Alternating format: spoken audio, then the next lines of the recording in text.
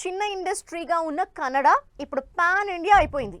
ఒకప్పుడు కన్నడకే పరిమితమైన హీరోలు ఇప్పుడు పాన్ ఇండియా వైడ్ గా మోస్ట్ వాంటెడ్ అయిపోయారు.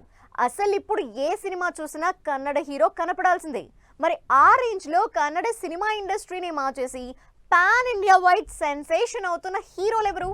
కన్నడ స్టార్స్ ఇప్పుడు pan India wide hot favourite అయిపోయారు. అందుకే ఏ సినిమా చూసినా కన్నడ స్టార్లు కనిపించాల్సిందే. లేటెస్ట్ గా పాన్ ఇండియా వైడ్ సత్తా చాటుతున్న కన్నడ స్టార్ హీరో యష్.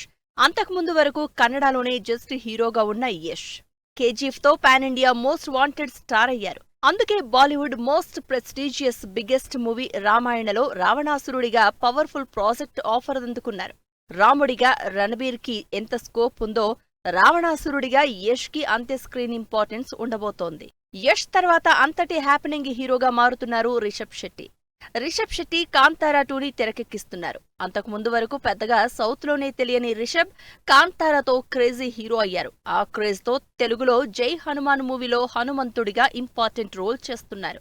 వీటితో పాటు బాలీవుడ్ లో భారీ సినిమాకి చర్చలు జరుగుతున్నాయి.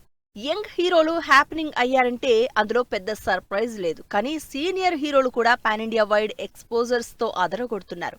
లేటెస్ట్ గా 60s తో బ్యాక్ టు బ్యాక్ సినిమాలతో అదరగొడుతున్నారు senior star hero Shivaraj Kumar. Kannada మీదే మేజర్ గా కాన్సంట్రేట్ చేసిన శివన్నని ఇప్పుడు Telugu, Tamil back to back ఆఫర్లతో ముంచెత్తుతున్నాయి. ఇప్పటికే శివన్న జైలర్ సక్సెస్ తో జైలర్ 2తో పాటు తెలుగులో రామ్ చరణ్ హీరోగా చేస్తున్న పెద్ది మూవీలో పవర్ఫుల్ రోల్స్ చేస్తున్నారు.